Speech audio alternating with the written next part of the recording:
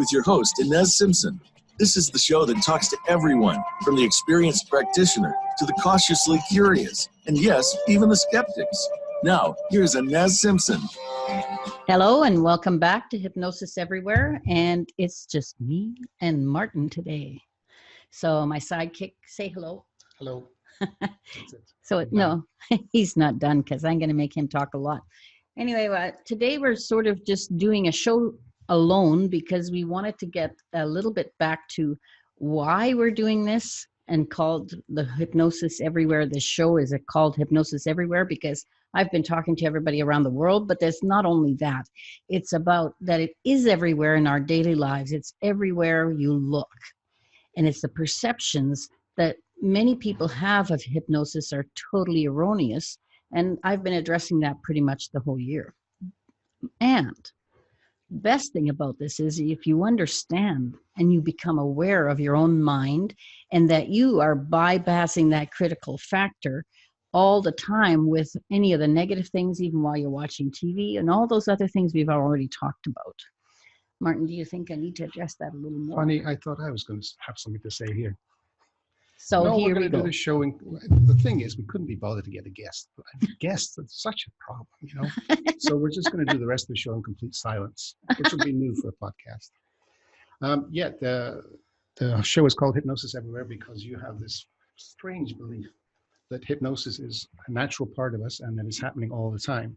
Mm-hmm. I saw a thing on one of the forums saying, what does it mean if somebody's hypnotized? And I think the answer is, it means you found a human being, because that's one of the natural part of being a human is the critical factor, as there's hypnosis. What I want to bring up on that point is, I thought it was good. So if you read the history of hypnosis, which came out of the medical field and the psychiatric field, etc., I mean, recent hypnosis, there's always this undercurrent, and I think even in the mainstream, this undercurrent of, well, you've got to be careful with hypnosis because it does bypass your conscious. And so then that's nothing but trouble, because somehow we're under the illusion that the conscious mind does good things and keeps us on track. When in fact, I think just look historically back at the history of the human race, we don't seem to be doing a real good job with our conscious minds. It's not something that really has much track record of doing great things. It seems to mostly be driven also by this other undercurrent in us, which is the emotion, which is on fear and guilt and very insecure. There's also this whole part of, if you look at people who have in our world become good at what they do, whatever that is, you'll always say they're going with their gut. They're going with what they're feeling, not with what they're thinking when they make decisions. And that is entirely because they're doing it in hypnosis, the natural state of hypnosis. Just like in sports, right? And you get better in sports when you bypass that insecurity and what if this, and just go with the feeling and the flow. If I ever made a decision that I second guessed with my conscious and changed the decision, it was always the wrong one. So I wanted to bring up, because you also talk about, there's a lot of new stuff in hypnosis. You've done a lot of stuff on Facebook about the community, the hypnosis community, and how much advances they're doing, how many great things they're doing. One of the things on that subject that we were talking about is, my voice just went really high right there. Did you notice that? Is that we have this fear of hypnosis because it's going to bypass this supposed conscious mind. But in fact, what you find is, what you'll find, especially with clients, is the more hypnosis, or deeper, shall we say, there's a part of us that really is true to us. When we can get the client to trust that part of their mind, things change quickly. And it's not about listening to me or doing anything. It's listening to their own inner guidance. Which I think is why you're so adamant on trying to push self-hypnosis, because that allows people indirectly to get in touch with that, if you will, that part of them that it really is true. Very true. Just that first little... think of the word. She's two syllables. Audio? Yes. Oh, on the self-hypnosis site. I used to use that with clients a lot, and when to teach them self-hypnosis. And I had some astounding outcomes. I had a girl that came to the office for it to be whatever it was that was. I'm not going to go into what was wrong with her, or what she perceived as wrong. But when she came, she had to be driven because her anxiety was very high. By the next week, listening to that tape, and that day it was still a tape, but listening to that audio allowed her to drive the next time. And then I figured, because I had taught her self-hypnosis first, because I thought it was going to be a heavy-duty slog for her at the state she was in. So understand that self-hypnosis is a huge deal. Just like we do recognize meditation is a good thing, Yeah, because we tend to think meditation puts you into a calmer space, etc., and you can relax. Self-hypnosis does the same, but also we seem to think connects you to something that's very, very important, that has actually a moral center. That does exactly, well, and meditation does the same thing. So the difference between them is that we utilize hypnosis to access a specific issue that needs to be addressed. And both are a great thing to do. So it's easy to do self-hypnosis and it becomes meditation, or it's easy to do hypnosis and work on an issue. So I use it, and I started learning meditation when I was 16, and it changed my life in that first few months of doing it, because I'm still pretty loosey-goosey, but at that time I'd get up to go to school and roam around, do nothing, and manage to miss the bus. So as soon as I started doing the meditation, I didn't get up any earlier. I started to meditate, and it was 20 minutes in the morning, which for me we thought was, wow, that's a long time out of my schedule of not getting anywhere. But within that first week, I started getting everything done, being in the bus on time, having all the things, I had breakfast and everything, even though I was in meditation for 20 minutes. So meditation, self-hypnosis sort of equate, and self-hypnosis easily took me from feeling chronic pain, to no feeling of any pain. And getting breakfast. No, that's a lot later on when I was doing hypnosis, but there's a different facility. And when you do hypnosis and you bring that caliber of that other part of your mind and soul, or whatever you want to call it, if you're esoteric, if you're not, doesn't matter. It's all words. What it does is it connects you to that part of you that is that important part that we're talking about. Also, something, and I've split my mind completely what I was going to ask. Oh yes, I know. The self-hypnosis is also easy because it's only you to trust, right? Yeah. A person, you're by yourself. You don't think something terrible is going to happen, or some person's going to take charge, etc., which is some of the fears. In fact, yeah. So to bring that up, what is the number one reason you would say a person will not allow themselves to go into hypnosis in front of, in a formal state? I've known people who won't even do it in an alone state. Right. Okay. And it's mainly comes down to fear. Now, is it fear of that they don't even trust themselves in those times? Some people, and also there's no rapport or whatever. There has to be a reason, and we can tell you consciously much. We tell you pre-talks how hypnosis works. You listen to the first show, about hypnosis, and you can allow it to happen. But there's still that certain percentage of people who can't allow it to happen. There's always, I think it's not a lot of people, but see, at one time in the 60s and 50s, we could say we could only hypnotize 50% of the people, which it was true. But they said, well, the way they said it was people weren't hypnotizable, which was not true, because it's just that we didn't know how. So we still don't know how to work with that 1% or that certain percentage of people that it still does not allow themselves to go into hypnosis, be it alone or with us. Others, in daytime or nighttime. Daytime. Well, I think if one of the new things in hypnosis then these days is this, because of the amount of people doing the skill of the amount of people doing hypnosis and the amount of knowledge out there, that hypnotists have learned language, the correct language, how to deal with people, how to take the time to explain what's going to happen, because the understanding what hypnosis is or isn't is still pretty loosey-goosey stuff. And the 50% and the 50s or 60s were the kind of people that would just say, okay, let's do it. You know, they were that percentage. Mm-hmm. So now we have incorporated to get the other, maybe it's 1% or 2% that don't. I'm not sure because it's just out of the top of my head. But I think even in terms of clients that you've had, when they haven't allowed themselves to, well, they go into hypnosis, but they haven't allowed to stay there to do any work. Or stay deep enough to allow it. Even they know that. Oh no, they say they feel they're letting themselves down. Yeah, and I try to take that away because that's not a good thing either. If they're really down on themselves for not allowing it and being afraid and all the other stuff, it's just compounding. So we do some work around that, but we can do things in some different states of light hypnosis or something. But it isn't going to get that trust built till they really start to do a lot of self-hypnosis and getting used to the fact that their mind is in charge and it isn't their conscious mind. Which I think brings you back to the point that you always try to make on these shows, is that hypnosis is a little bit, going to a hypnotist is a little bit different than, say, going to a doctor or something, because we tend to think there's the doctor, but they're going to give us pills. So it's the pills that are going to do the work. In a hypnosis, it's that team, right? The person, the client, and him. So find somebody you relate to. Don't just say, oh, well, he's got good credentials or she's got good credentials, so she must be good. Yeah, see if you have rapport with them. But maybe not for you. Yeah. Because of that fear factor. In fact, you had the same situation at the beginning. Yes, you've gone to hypnosis, no problem. You loved hypnosis or self-hypnosis. But if somebody tried to do work, the fear was there, yes? Oh, yeah. There was no trust there. And what I turned myself was I was very analytical. The analytical meaning that I was watching all the time and feeling unsafe.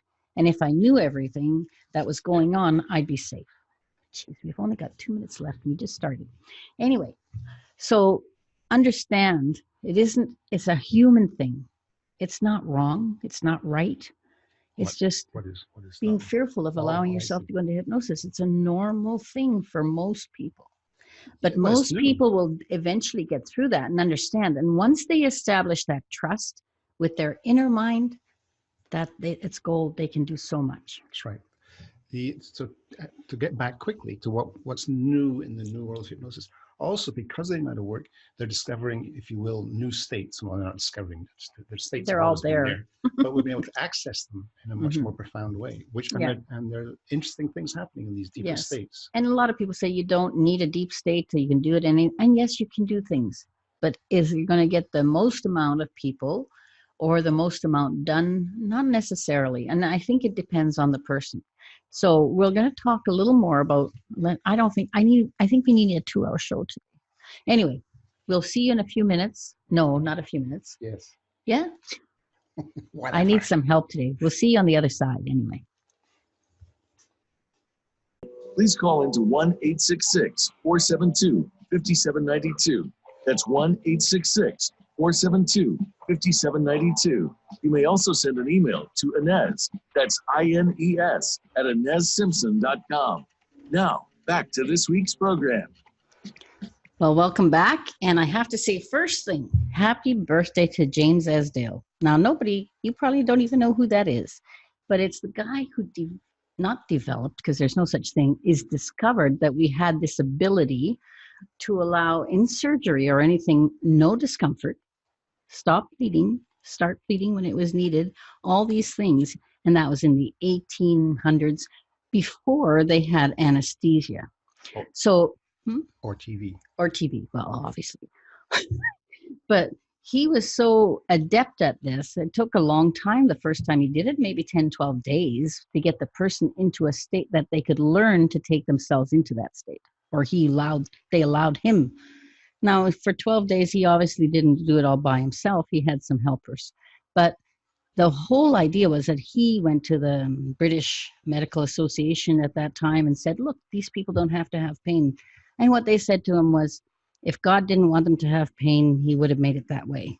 Cease and desist your work. And that is the sort of history of hypnosis. Hypnosis is just allowing your mind to do the work. And when he could do that, he worked in Calcutta in a very, very bad way because he was working in the prison system. And I mean, if it was bad then, if it's bad now, you can think how bad it is then. So at that time, and he would do amputations, have people live through their surgeries, which was rare in those days. And he did like at least 50% of the people survived their surgeries when in normal work, it was very low percentage. So anyway, that's sort of honoring him because I use his knowledge and I thank him for it. And that is what I'm talking about when we're saying we're moving ahead today, because many of us have been experimenting with all those things. Now, you can't learn anything unless you do something new. Now, Jerry Kind, my mentor that I loved and all that, and who has passed on also, he always said, we have to move forward before it's one funeral at a time. And meaning that if, nobody did anything new till the person who taught them was gone, he said, start early. I started very early, right? Pretty well when he told me that. So that's happening today. So you add that up in the whole community of hypnosis, and we are moving fast forward.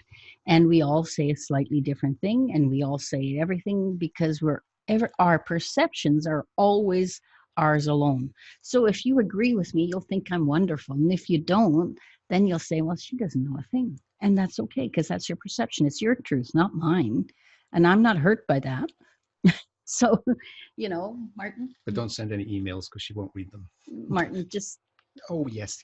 So it's your reality. In hypnosis, you're dealing with the client's reality. And Yeah. Well, we're always dealing with our own reality. Yeah.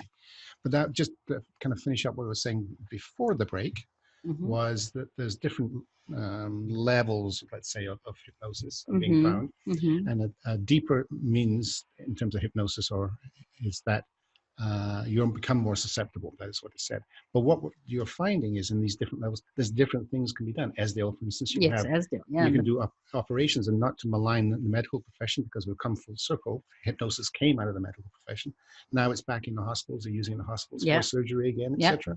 Good article on Facebook about how the French were using 150 people for cancer for the surgeries, and great outcomes with the anesthesia. Yeah, because the anesthetic has also its own complications, and they like it when they don't have to deal with that. And then there's things like even past Esdale to Secourt. I'm not quite sure what to do with that, except it seems, because the body almost goes into almost like status, like nothing, that the healing can be very fast. So far, that's what James Ramey used to say when he was here too. Another good one gone. But he said that's what it did. It was healing was extensive. So they assumed it went 8 times faster. I don't know how they decided that. I think they just sort of, no, because the medical profession says it takes this long for the skin to heal this, and it was sort of set from that.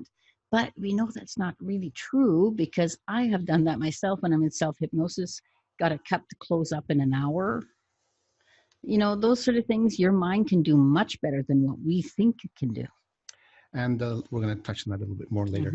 And the last thing that we want to talk about just quickly for the modern hypnosis is the advent of technology, the internet. And so communication between hypnotists is awesome, because you can exchange information.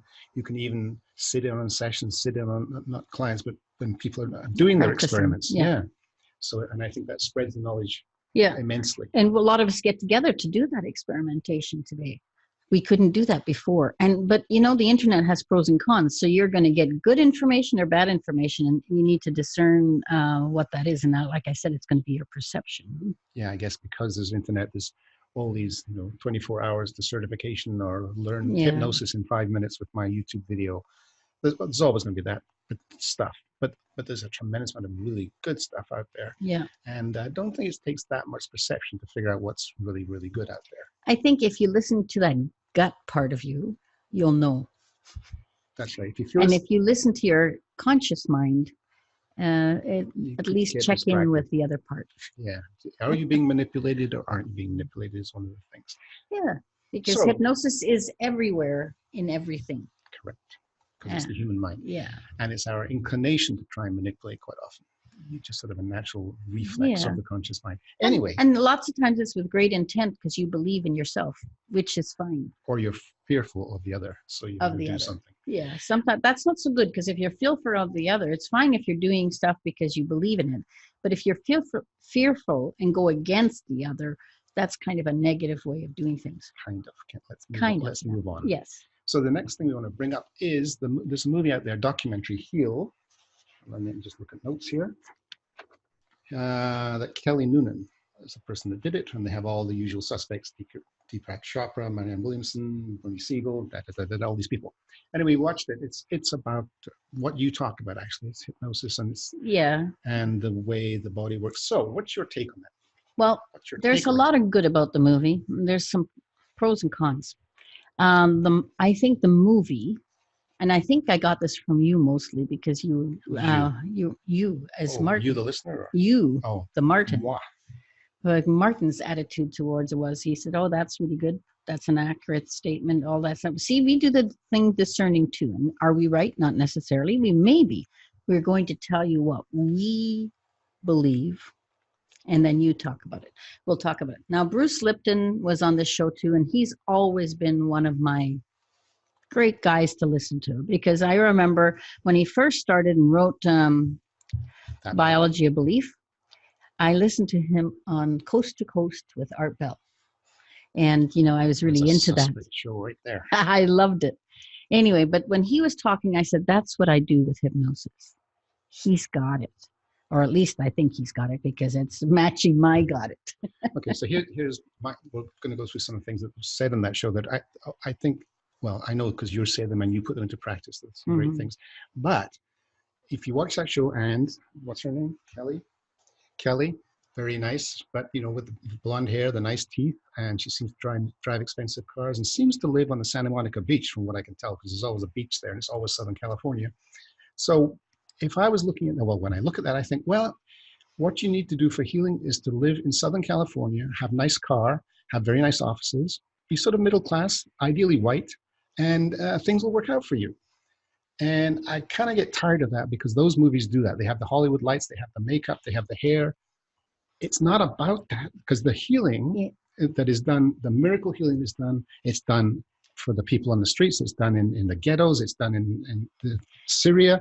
And why do they do that? Because they think that's how they're going to get the listenership and the viewership and everything. Anyway, so it drives me crazy. And then you end up only having a certain part of the population and listening to. Yeah, because it drives me crazy, because it's not all about Southern California white and being having a midlife crisis, and that's healing. Which brings me to one more thing. That, can I just say this? I'll let you keep going for the. No, you won't. You'll just keep interrupting me. Well, I'm really working on bringing in someone who's doing the real thing. Oh yes, in Tibet, in Nepal, and I'm just in negotiations with her to come on the show, because she's a hypnotist who decided that she had to do something about the orphans when she went to Nepal and saw how many kids were alone, and she ended up opening an orphanage and helping them with her style of hypnosis, or her use of the mind. And this is the real deal. I have goosebumps right now talking about it, because this woman astounds me.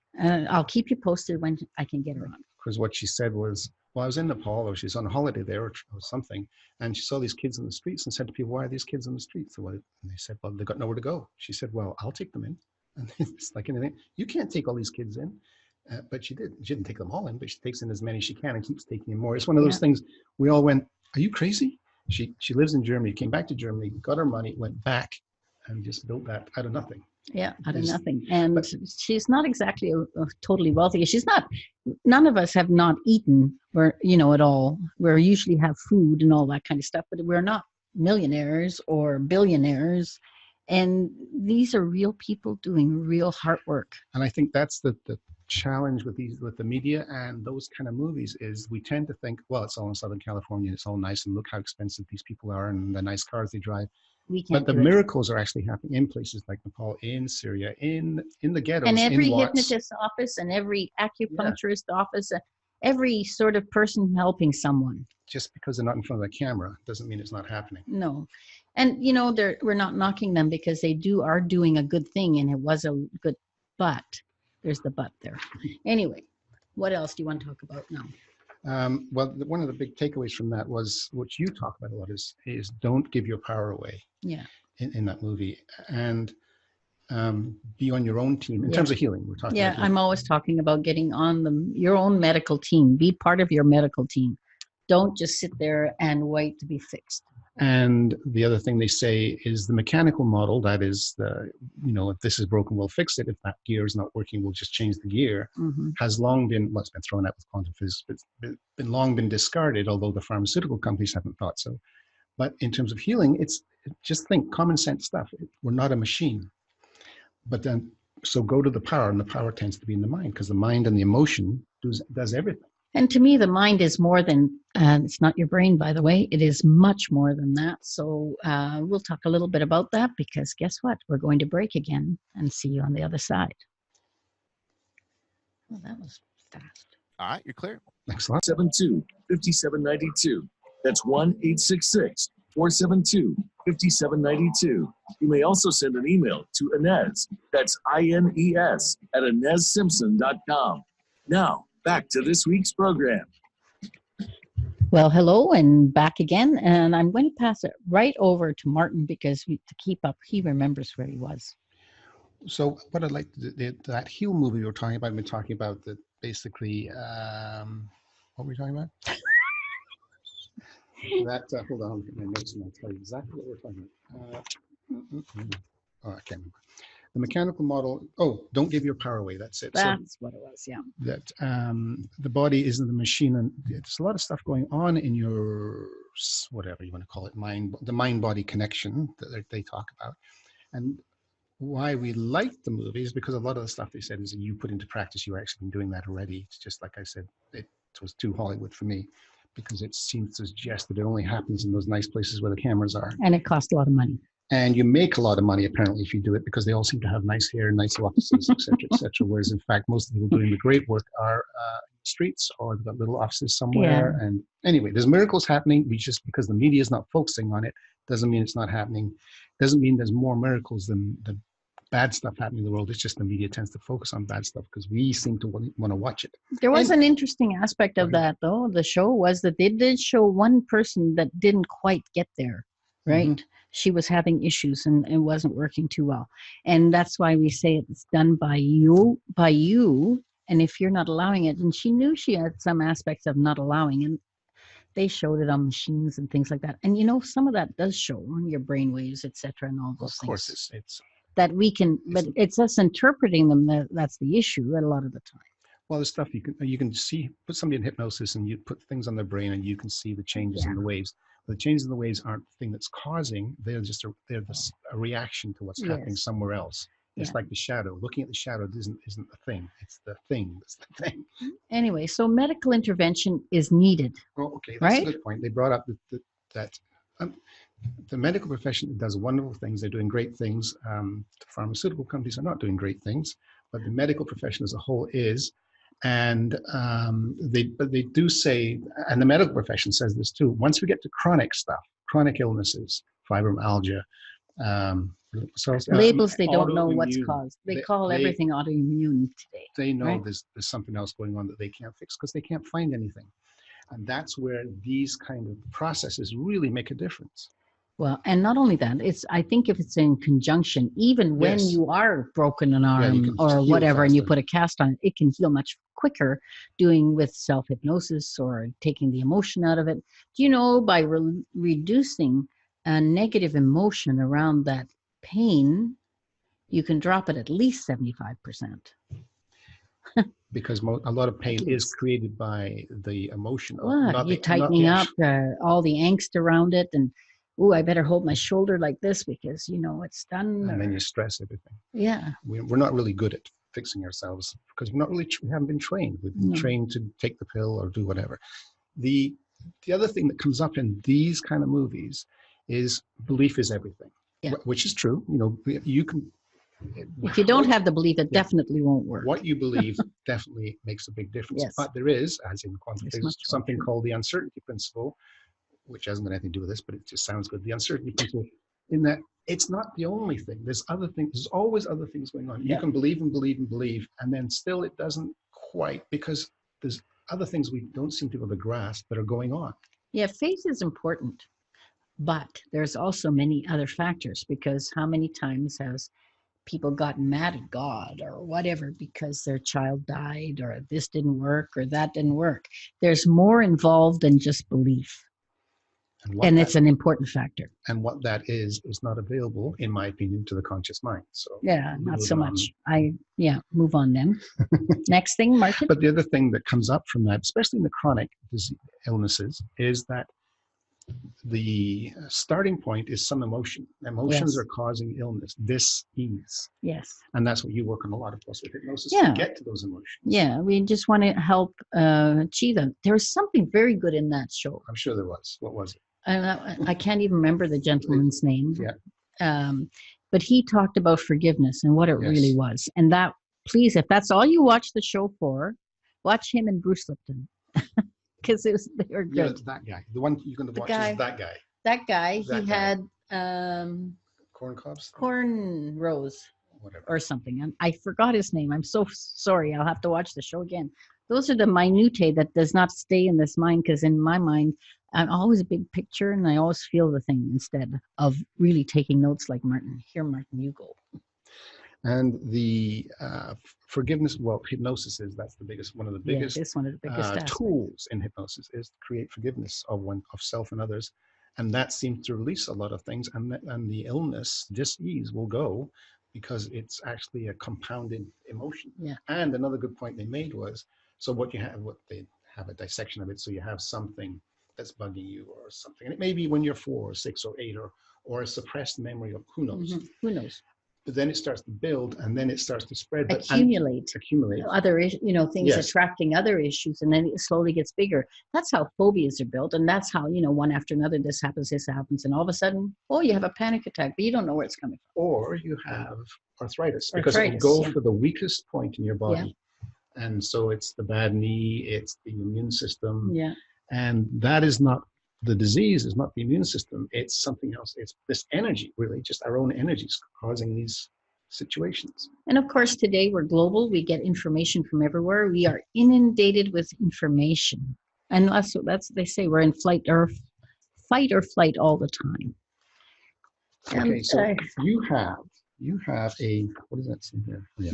You have a program that you use, we call it Pro Health, in terms of being proactive. Yes, proactive health. Instead of waiting till you've got a diagnosis of cancer or arthritis or whatever, is start working on yourself. You can learn to do this in self-hypnosis. And after, you can teach it. I take people through it and I give them the gift of doing it in self-hypnosis, and it's their choice if they use it or not. And the other takeaway from that, and from what you've discovered using hypnosis for this health thing, is a lot of people don't know inherently what to be well is like. That's right. They're fearful of it. Yeah, with chronic illness, you've come across that a lot, and it's very frustrating for you, where the person says, well, my diabetes and it's my illness, my. Yeah, take ownership and own it. And that's not a good thing. And that's what we actually want them to shift that. Labels and the more labels doctors put on people, the more people accept them and they become rooted there. So that's a bit of an issue that I have to work with all the time, is getting them to understand that, yes, they have something, but let's see what we can do with it and what you can create with your mind and body connection. Yes. So the other aspect to remember with hypnosis, or a lot of things, is this thing called free will. Mm-hmm. And free will seems to be, well, let's say there is this mythical thing where there is a part of us that's true and really cares and has a moral stance and wants us to move forward and have joy, etc., let's say. But everything, as most people know, is filtered through our conscious and subconscious. And they don't have moral stances. They're mostly reacting to things. Yeah. And that thing that cares will not go against what your conscious wants to do. So if you say, no, I'm not going to let this go, it will not push. This is a free will world, which is why we have great things and terrible things. We can do whatever we want. Yeah, and that's a huge issue with people who want to be fixed because they have free will.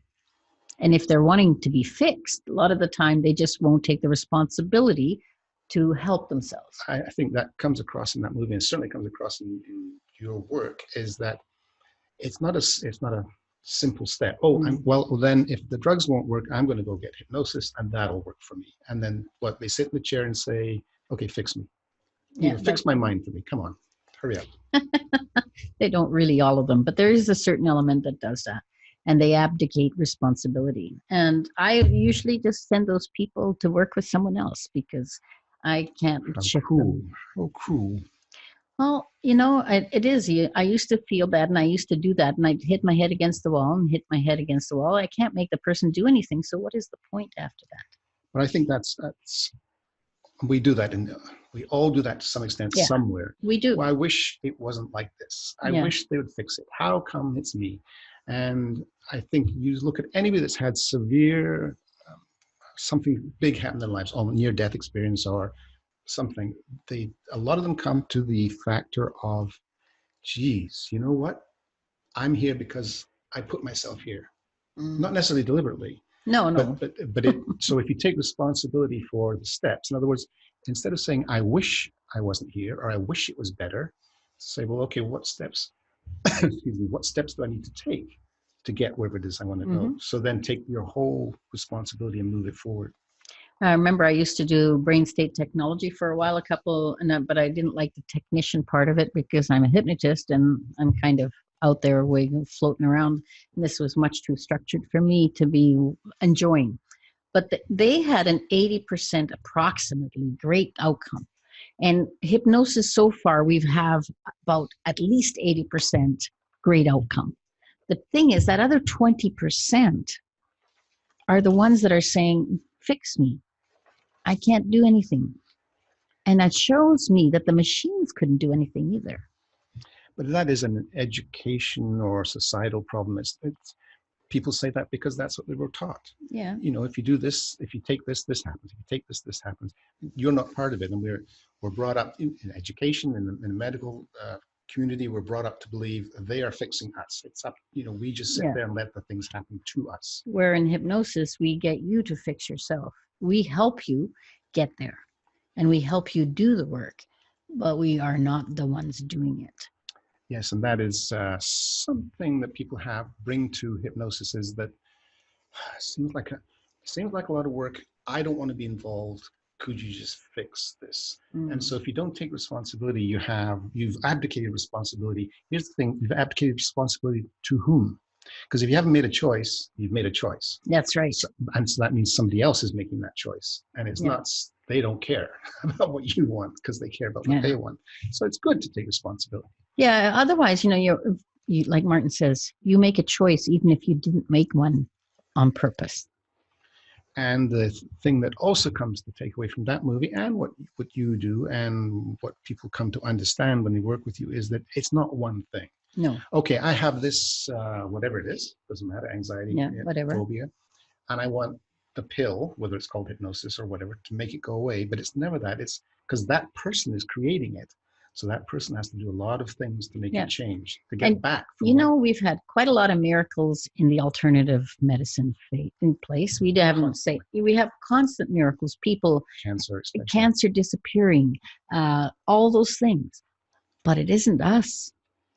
It's them taking responsibility and allowing it to happen, having enough belief, which is part of the quotient, and also allowing themselves to move forward, forgiving themselves. Because if we start to believe that we created this, then we might have to, we're probably giving ourselves negative on that. So we want to forgive ourselves for allowing that to happen. It's allowed to happen. It isn't, the creation wasn't on purpose. It was all the things that happened to you in your life and how you reacted to life.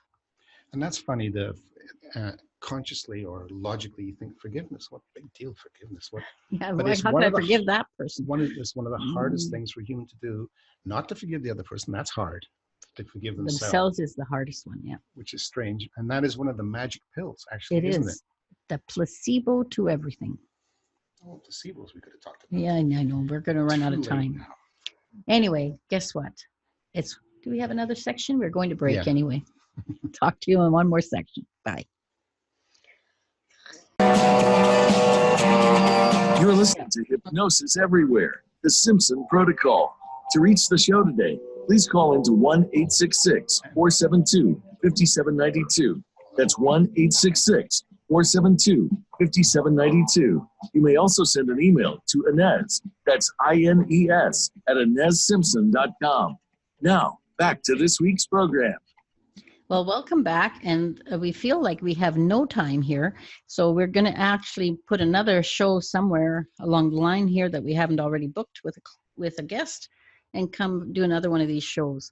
But first of all, Martin, take it. Because we wanted to do just a summing up of from what we get and what you've got. If you listen to some of these shows, hopefully you listen to the shows.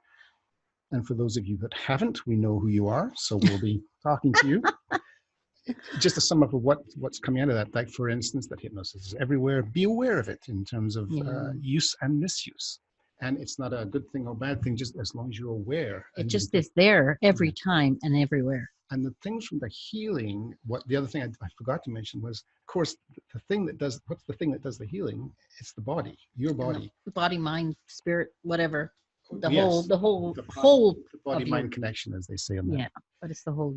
So it's not the pill, it's not the hypnotist, it's not some exercise or all that does is allow the body. The more you can do to allow the body to heal, while we're talking at the beginning about the support level, which seems to shut all the external stuff off, so the body can do, or the body mind can do the work. It puts it in a place where nothing is happening for the conscious, and the healing is allowed to move forward faster. Yeah, because they put your bones in splints, that doesn't heal. It's just allowing the body to do the work. And whatever you can do to allow the body to work faster, I think it's worth looking at. The thing about the pharmaceutical industry is they don't know all the ramifications of what happens with the drugs. If you want to look at their testings, they test for 2 weeks, and then they throw out all the stuff that doesn't make sense to them, and they call it an anomaly. But they don't know when they give you a drug what it actually does, apart from, they know the main thing it's supposed to do, but all the other things. So why not use your mind, which does know what to do? Always seem to find. You know that I have had side effects from hypnosis. I'm serious, but they were all positive. I'm working on certain issues with another friend, and when I come back, I have no longer got motion sickness. Now, did I work on motion sickness? No. It's because your mind everything is attached to everything, and so you may get side effects. Every client that has really great outcomes, they'll say, well, gee, we didn't even work on this. I stopped smoking and I did this and I did that, because suddenly those trigger points have been released. Do believe that there's some part of you that really does know everything. And what Ines does with her deep state technology, deep state hypnosis, is to allow that to come forward as much as possible, and allow the client to be as comfortable with that as possible and understand what's happening. The other thing that comes up, I thought was pretty good in the show was, well, if it's all about belief, and if you drive a Porsche and live in Southern California and walk on the beach in Santa Monica, you're going to get healed. What about the kids that come in with already sick? There's now, many things we don't know yet. Some of that is from the mother, the body that they're in. Now they call it, and what the science calls it is methylation. It means the trauma of the parent has not been addressed and passes on into the DNA of the child. So there's some of that. There's also, if you are into being a bit mystical or a bit in belief of spirituality, you may have made a decision to do something here. Now that's, I can hear people out there saying, oh, what a lot of crap. We can hear your eyes rolling from here. But those are all the elements we don't know about. Do we know that for sure? I don't know it, but I'm totally open to the possibility. And that's what I'm always asking my client, just be open to the possibility. If you're open to the possibility, your mind can do something because the free will has been moved over.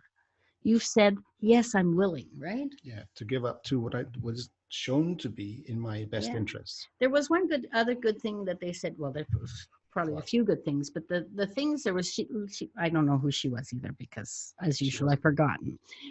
She said 75 things were what they understood. We're going to get to that in a second. Oh, well, you only have very little time. We were going to get to it. Get Don't going. worry. Relax. Okay, It's go, going to be go. all right. Put yourself into hypnosis. It'll be good. Not enough time. And the thing about, well, you have a hypnosis program. A lot of people do for birthing.